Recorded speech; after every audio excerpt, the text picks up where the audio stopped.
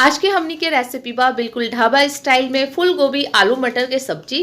तो रउआ सबनी के ई रेसिपी के ट्राई करे के बा और जरूर से फिर कमेंट सेक्शन में हमरा के बतावे के बा कि कैसन लगल है इस सब्जी के टेस्ट। तो अब देर किस बात के, चलल जाओ रसोई में और बनावे के इस सब्जी के बढ़िया से एकदम ढाबा स्टाइल में बिल्कुल।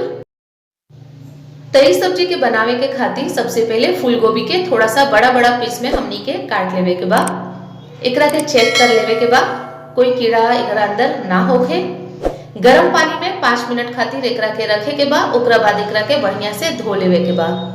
अब कढ़ाई में तेल डाले के बा और ओकरा अंदर हमनी के फूल गोभी डाल देवे के बा। अब बढ़िया से एकरा गोल्डन ब्राउन जब तक ना हो जाए तब तक भूने के बा।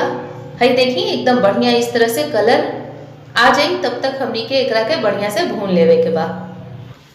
अब हमनी के बढ़िया से फ्राई करे के बाद फूल गोभी के एक अलग थाली में निकाल लेवे के बा। उहे कढ़ाई में हमनी के थोड़ा सा तेल डाले के बा अंदाज से। ओकरा अंदर जीरा डाले के बा। रवा सबनी के तेल ज्यादा पसंद होगी तो कोनो दिक्कत नहीं है, सरसों के तेल बा कोई प्रॉब्लम नहीं है, 1 चम्मच ज्यादा डाल लीजा। अब एकरा अंदर जीरा डाले के बाद सूखल लाल मिर्चा और तेजपत्ता के हमनी के डाल देवे के बा। अब अच्छा से कूट के अदरक और लहसुन के डाले के बाद तेल के अंदर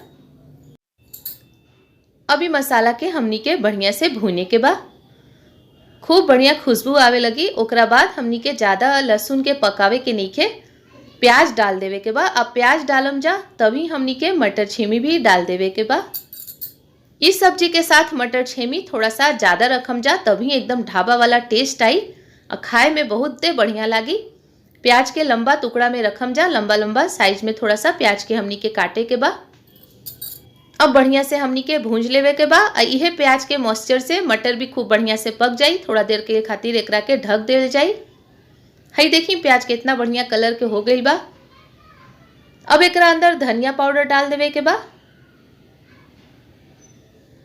तईजा 4 छोटा चम्मच धनिया पाउडर डालनी है। हल्दी डाल देवे के बा। ओकरा बाद गरम मसाला डाली जा चाहे सब्जी मसाला कोनो दिक्कत नहीं है। नमक अपने स्वाद के अनुसार डाले के बा और थोड़ा सा हैजा मिर्चा के पाउडर डाले के बा। तो हम हैजा डरले बानी कश्मीरी लाल मिर्च, काहे कि सूखा लाल मिर्च हमनी के पहले से सब्जी में डलले बानी जा जेकि बहुते तीखा बा। और कश्मीरी लाल मिर्च से इस सब्जी के एकदम रंग भी आई, ढाबा वाला रंग।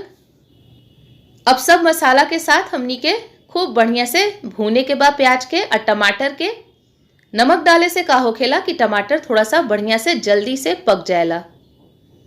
बहुत ही अच्छा खुशबू आवता फ्रेंड्स। अभी से रवा सबनी के लगी तो थोड़ा देर के खातिर एकरा के ढक के रखम जा ताकि हमनी के मटर और टमाटर बढ़िया से पक जाई।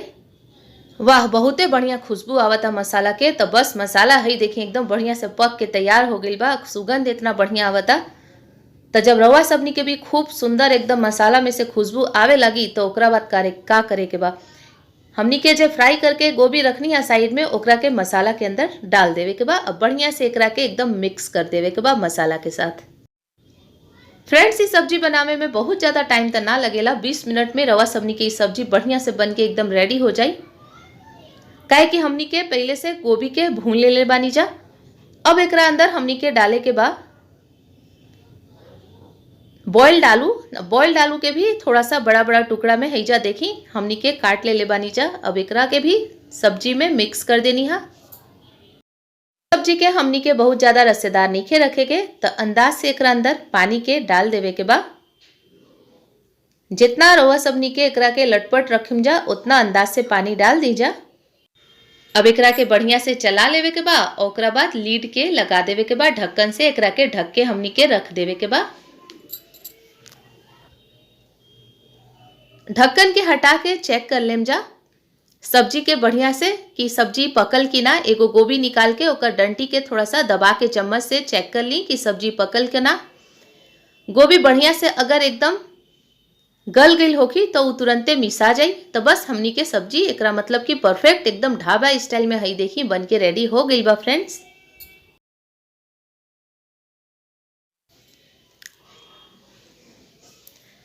अब एकरा के हमनी के प्लेटिंग कर लेवे के बाद हई देखी बहुते बढ़िया सब्जी का कलर भी आइल बा, प्लेटिंग हो गई बा। ये सब्जी बहुते मसाला से लटपट बहुत बढ़िया बनल बा।